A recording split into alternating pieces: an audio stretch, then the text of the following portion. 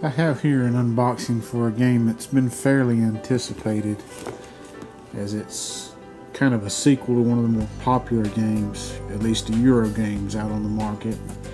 It's Caverna the Cave Farmers, and it's the, I guess at least spiritual sequel to Agricola.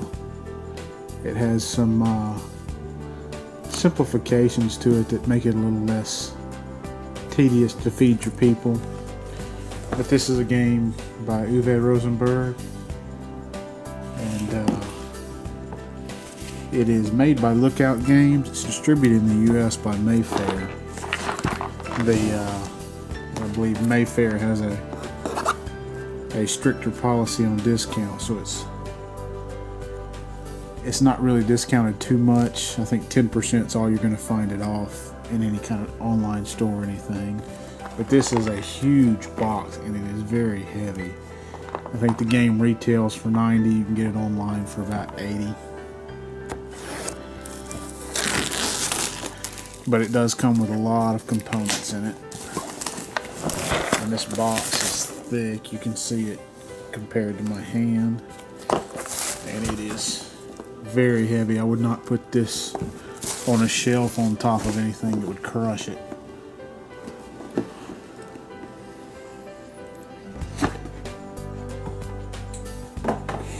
So to start out with, you see you get a lot of wooden pieces here.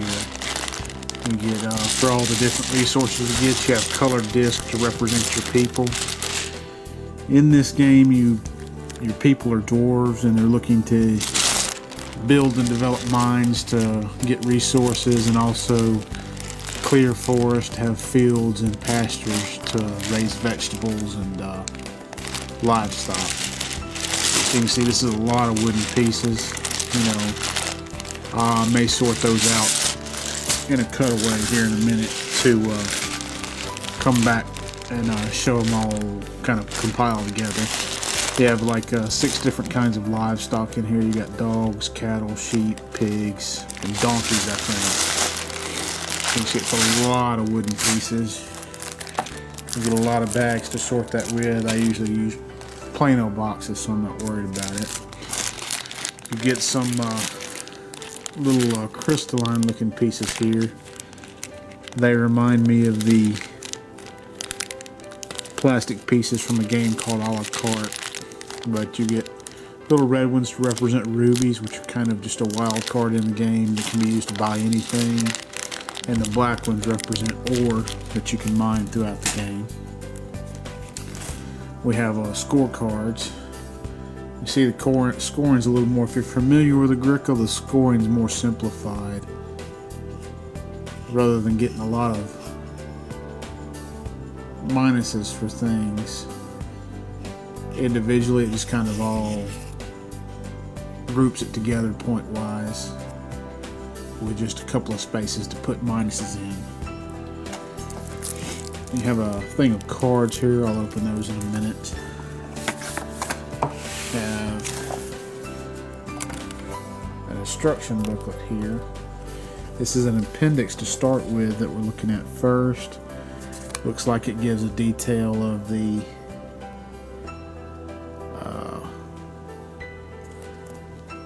some of the actions it can take. This particular one, I believe, is part of what can happen during expeditions. That's another new thing in this game. You can send your dwarves out on expeditions once they've built a weapon for themselves. And there's different things they can do based on how strong their weapon is. Looks like it goes into some of the furnishing tiles, what all they do. Some of the basics of the action spaces. And how they relate to different amounts of players in the game. And then you have the actual game book that shows you all the components that come in the game. Kind of goes through the basic setup, step by step here. How to set up the board based on the number of players. Some of that was in the appendix there. So you're going to get a few pages here on setups, looks like.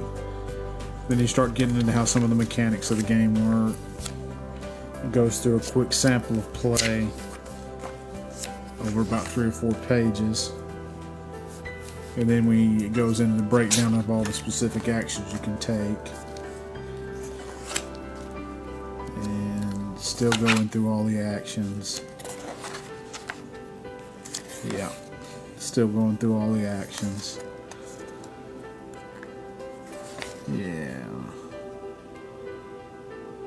Yeah, so most of it just explains all the actions that you can take in the game.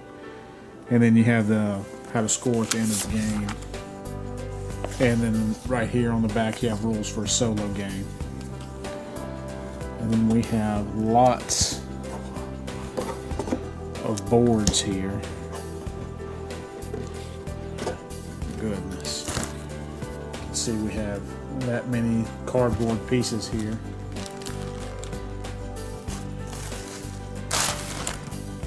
So I'll try to get the first of them unwrapped.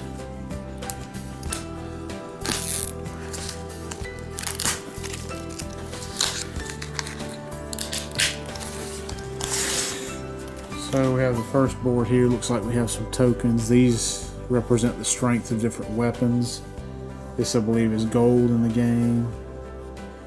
That looks like a multiplier token for stone. This is 8 times something, I'm not sure. And then the backs of these, you have tiles that can be laid down for pastures, tiles that can be laid down for fields. On the back side of those, you can have a ruby mine inside the mining area. You have ore mines that you can place as tiles. These are different furnishings that you can place as tiles. You can see this is more the same, just some different strength weapons there, some different kinds of dwellings. Again, you have ore mines and ruby mines. Again, more of the same, except you got multipliers for sheep there in case you ran out of the tokens, because it can play up to 7 players. Again, lots of different furnishings. I don't know that the furnishings actually repeat too much. I think they're fairly...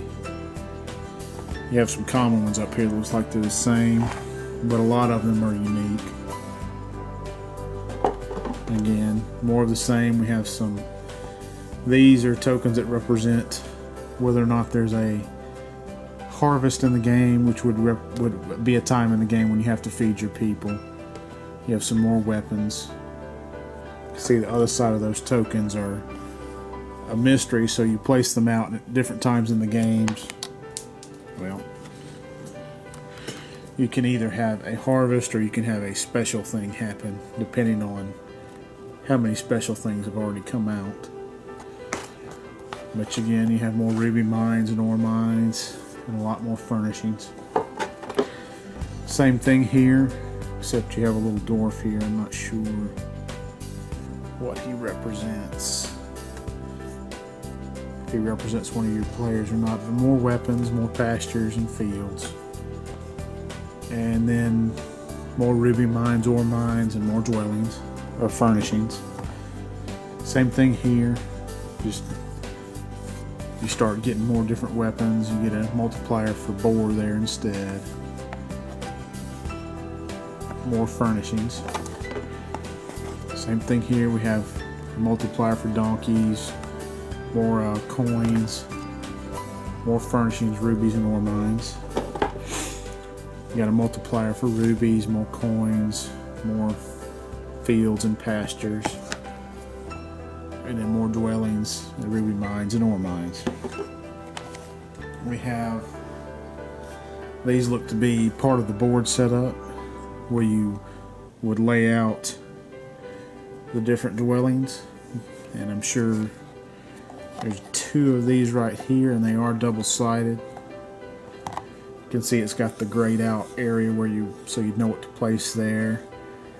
These are quick color-coded things to let you know whether or not it's something that I believe would supply food, would supply gold or victory points, or whether or not it was a dwelling.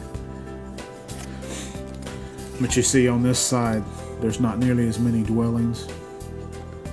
I don't see a marking that shows quickly on the board for how many players it is, but you can see this is probably for less players, and you turn it over and there's a lot more buildings. Same for this one. A lot less furnishing would go out. Probably for more players you would play the other side. This is part of the game board as it goes together. This one's double-sided, probably depending. Yeah, you can see this one has, if you would play 7 players, you'd have this board out. If you only played 3 players, you'd have that board out. So your actions would kind of be limited there. This is for 1 to 7, I'm not sure. I believe this board would be out all the time.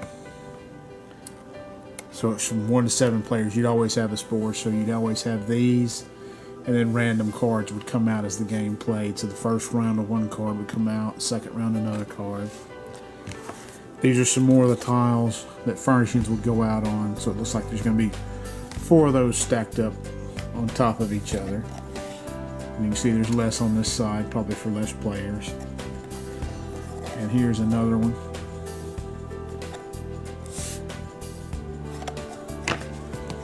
So that'll be 4 of those in total.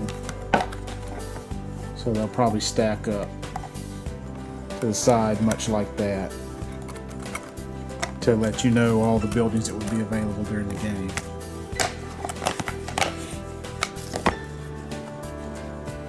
We have another board here, and you see this side would be used for 6 to 7 players. You would have these as actions available. If you had 5 players, you would have these actions available. So we have another. These look like they're going to be the player boards here. And each player will have 2 boards, one with caves on it and one with fields on it. So you can see you have a nighttime version of the board. Actually, it's just one board. So you see you have your caves over here, and you start out with one little kind of house dwelling there, and you slowly put out other tiles to build your mines or your fields and pastures as you lay them out. And on this side you can see it much better. You can see you start out with a room there, but as you excavate here, you can place more tunnels and caverns. And in those caverns you can put dwellings, or you can place ore mines or ruby mines. And out here, as you cut down the forest, you can place fields, and then you can turn them to pastures, and then you can plow them. So you're going to get 7 of these boards, and they look to be all the same. Yeah. So that's 6 boards right there. And then the 7th one is underneath. So you get 7 player boards. I can imagine it'll be a pretty long game if you ever played with 7 players. We have another board here for 4 to 7 players with all the actions that would be available. And then this side would be from 1 to 3. And we have a 1 to 7 board here again. So if you were playing, you would have at least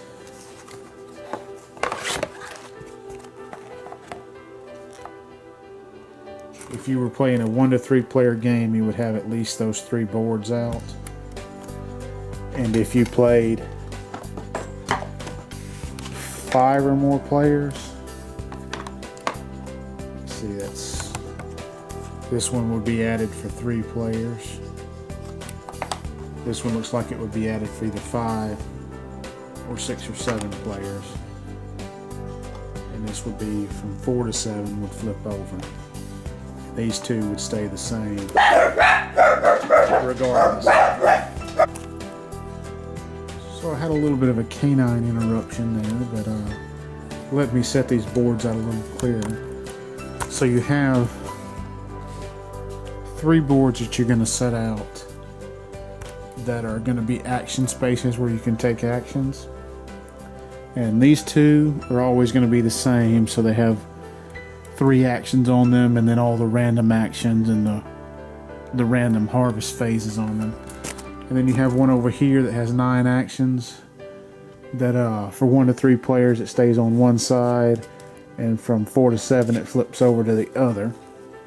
And then you have 2 other boards here that can be added in depending on how many players. This one is for 3 or 7 players, and this one covers 5 or 6 to 7 players. They'll be added into the game. And then the other set of boards that you can play on is going to be the one that holds the furnishings that you can buy and put on your individual player boards, and they are double-sided with a bunch of furnishings or less furnishings. I don't know if that's going to be for a simpler game or if that's determined by the number of players, but those are the boards that will have your actions and your things that you can buy on them. So let me get these out of the way. And we have the last bundle here, which looks like it's more tiles to place on your personal player board.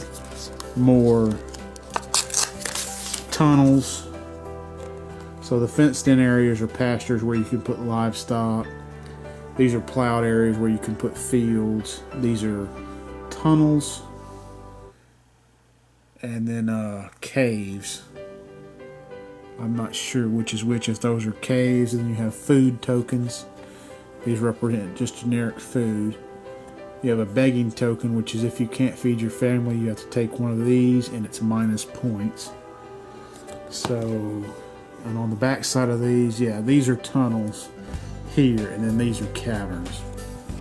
And on the back side, it's just 2 caverns, I guess, or caves, however you want to do it. And then on the back side, you have a pasture field, and on the back side of that, it's just a field and an open area.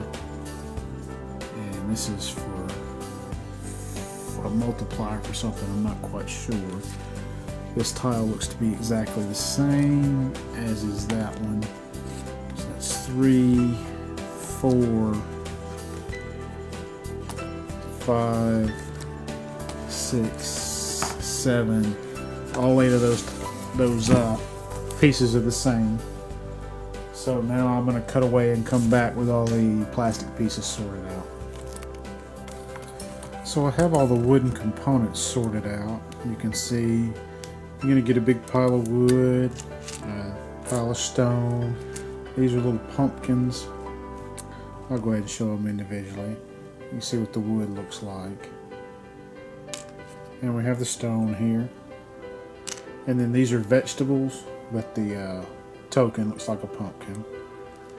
And this is grain. Looks like a bundled up thing of grain. You have the stables, which in the game just work with your livestock. They allow you to put more livestock in a particular space. And since there's 7 players, there's 7 player colors, and each player gets 3 stables to use. You have a start player token, looks like your classic board game pawn. You have discs that represent your family members, and you start out with 2, and it gives you 2 more that you can, or 3 more that you could get more family members by having kids. There were some tokens in the pieces that had like little dwarves on them. I believe those are for if you run out. If you happen to have a 4th child, you could use those. You have the rubies and the ore, and they're pretty much the same except for the color. Rubies are harder to get commodity in the game, so there's not as many. There's a decent amount of ore. And then you have your livestock up top here. You have donkeys here. And donkeys, I believe, help you more in the mining part of the game other than just having livestock. You have boars, or pigs. You get a decent pile of those. You have cattle.